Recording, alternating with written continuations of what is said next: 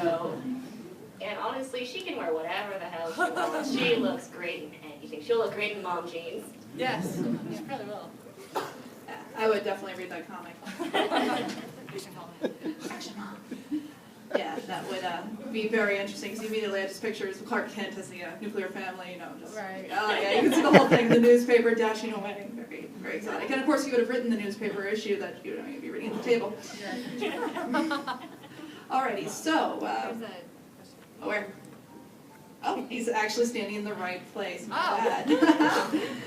Go ahead. Hi.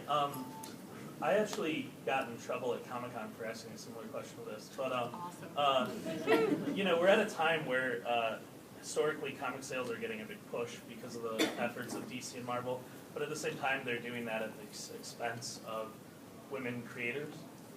You know, like they cut down to like, I think it's like 2% of their creative staff are women at DC. Marvel's not that much better at like 7%. I just wonder, like, do you guys feel like it's a really important time to do Womanthology? We're getting all these new readers, and yet it's really one voice. It's sort of the 40-year-old white male voice writing and drawing the comics. Did you see us all just pick up our mics? I mean, I think it's really important. Also, the amount of support that we got on Twitter shows that there really is a desire for female-created comics and more female characters. Really, I don't know if we mentioned it, well, we haven't mentioned it yet, how much money was raised for this project. We needed, what, $25,000 in 30 days. It was in 19 hours that was raised. And what did it end up being, $109,000? Yeah.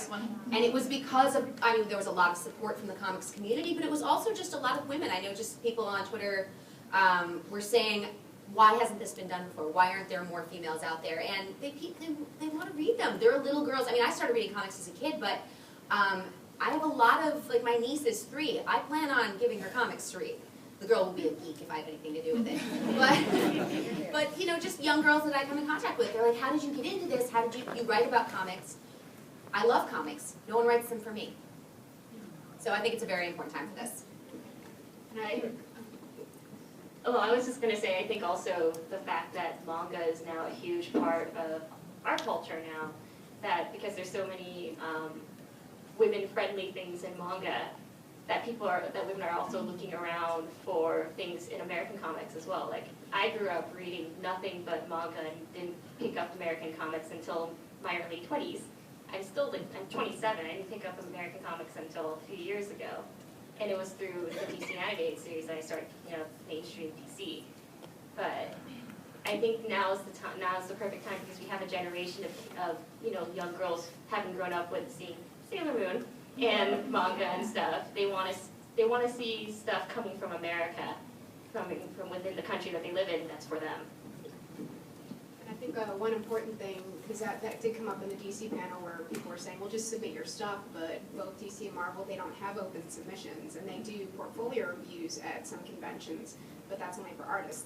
For writers, you basically have to have published samples already with art paired with your scripts, and so a book like this is really amazing because I know as a writer it's really hard to, because usually you have to work for free. If you want to hire an artist, you have to find the money to do that, and then you have to find the money to publish it, and so it's just a really great way to get samples of our work out there. And actually at New York Comic-Con, Jim Lee took time every morning to meet up with some of the Womanthology contributors who were there to talk to them about working in the industry and to look at people's portfolios.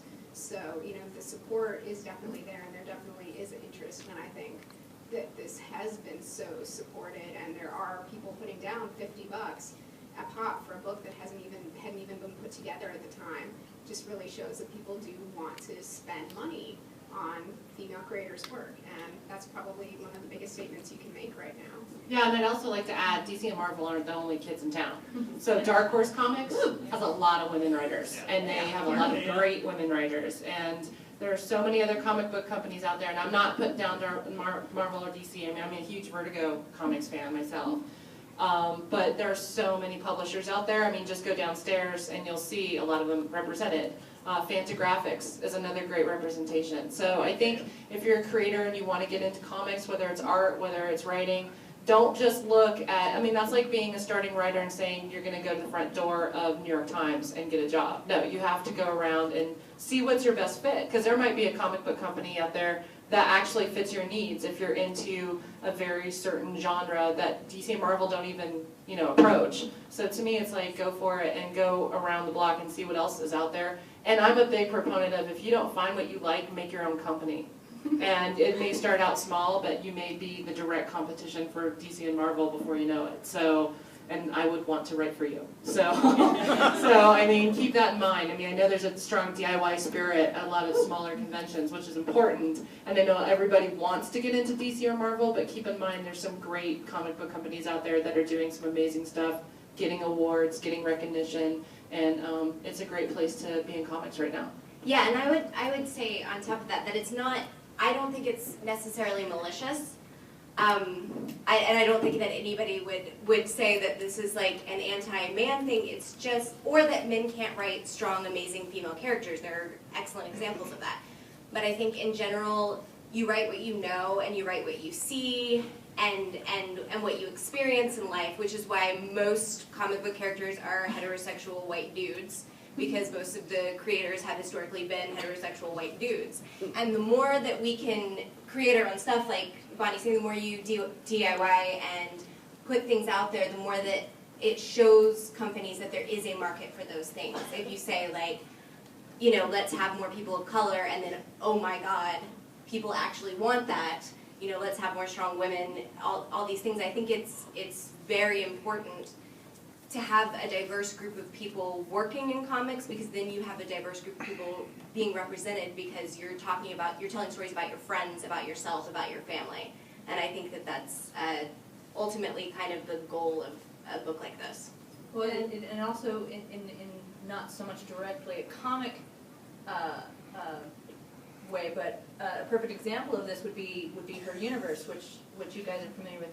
And Ashley Eckstein saw that at conventions, girls like to buy t-shirts too, and not necessarily giant square man shirts. And so she went out and she started her universe, which is geek shirts, comic book related, Star Wars related, stuff like that, made for women, cut for women, and it has exploded. And I think that's because, I think Ashley, what, 70% of the marketplace of the buying public is women. So why alienate that? If it's there and they want to spend their money, let them have it. I know myself, I did the do-it-yourself route, because when in animation I've been trying to pitch girls like shows with a strong female character that's not about being a princess, but I've been told over and over that, you know, girls will watch boys' cartoons, but boys won't watch girls' cartoons. So I said, you know, I want to tell my story, so I'm going to start self-publishing. And before you know it, I ended up having a table at San Diego Comic-Con, and I've already sold about 350 copies of my book, Faux Facts That Truth Can Be Strange, Volume 1, proving the fact that little girls will buy books written for them with strong female characters. You know, there's a market for it, and I think we just really need to go out there and get it.